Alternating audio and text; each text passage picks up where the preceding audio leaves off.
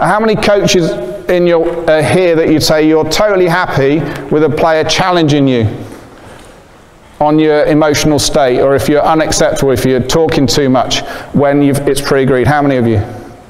Okay, so what's interesting is, why haven't we got every hand going up?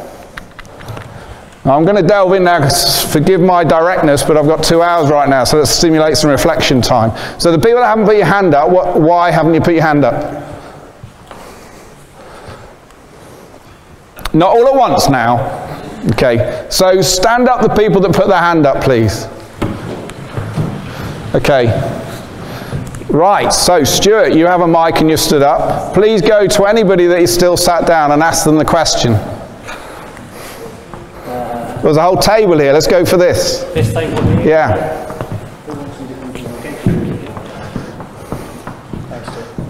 Thanks, Stu, he says. Okay, sit down, thank you. I guess it's partly in terms of a nervousness of being placed in that situation, being put under pressure by the boys. So let's stop there. So you said being put under pressure by the boys. Yeah.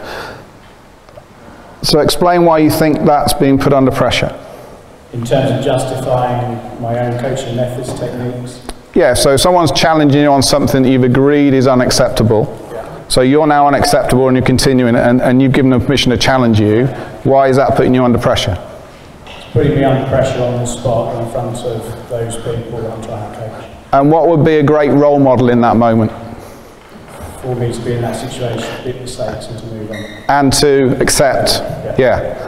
So, and somebody else please that didn't stand up, what's preventing it? Where are the challenges, where are the barriers? Because it's important, right? Need a fist punch, by the way, we do these things. Yeah, we don't have to touch this. That's it. Go.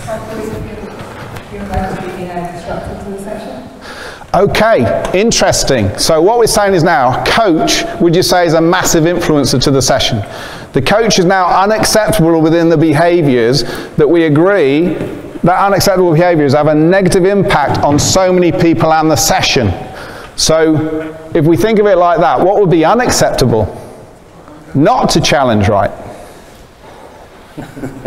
Okay, can we see where we're going? Has somebody honestly got something we go, Mark, I've got something I need to share, this is why I'm disagreeing with this, because I'm cool if someone's got something. Or are you now thinking, yeah, maybe it's just a tradition thing, maybe it's just me not actually set that up and had pre-agreements before and given them permissions?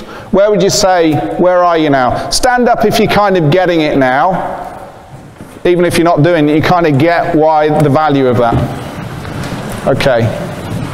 So we've got a few more.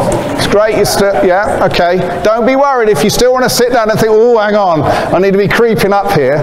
Okay, you guys, everyone sit down, please, thank you. So you guys slowly stood up. Okay.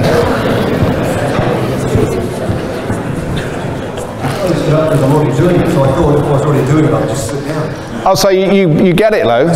Yeah, so get up, so you should be up like Usain Bolt right then. Are you? Well, we were discussing it, so same thing. Okay. I'm interested. I scan like a ninja, so please share. Which one?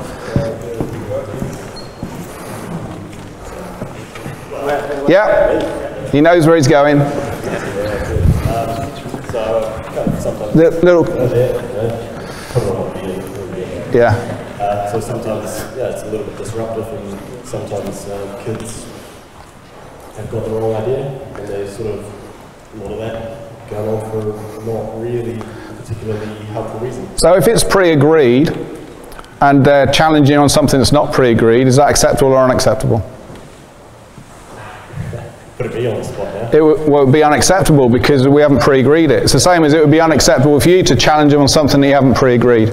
That's unacceptable for you as a coach. Yeah. But if you've agreed it and they're challenging you, well, then that's your own fault, isn't it?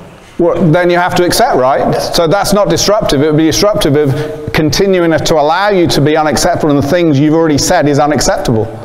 Do you see the difference? Yes. We'll have a discussion at the end based on this. Oh no, it's tough, you know, brain cells are firing up now. But thank you. So here's my point.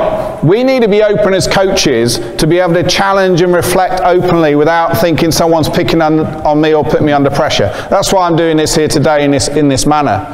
What we've got to be is having a culture and environment where we go, look, it's cool to challenge if it's of value as to coach, to manager, to teacher. But if it's that relationship with players and coach, there's still, look, coach is still in charge, but there are permissions we can give players. So we need to share with them, what's me on a good day? What would be ideal me on a great day? When do I coach well? What do I do? What do I look like? What I need to connect with that. When I'm coaching in a bad way, when it's having a negative impact on you, what does that look like to me? Are there times when I'm different? So it might be in training, am I different to game day? Which basketball, very common. I've seen some great coaching in training, and then when it gets to game day, they're like Tasmanian devils where someone's stolen all their food for a year. Crazy people. Same passion, same intent. It's not an intent issue. The coach is passionate. He wants the best out of the kids, but his behaviour now is having a negative impact on the players. But it's different in two environments. So have that conversation, and then you can start saying, okay, so how can we help each other? And agree it. And then set up parameters where the rule of three will be one that will help, where you see, look, there's structure to this. It will actually speed up effectiveness of training. It won't slow it down because it's a flow. But it's a flow based on what we all agree. And I'm part of the journey. I'm not separate to it.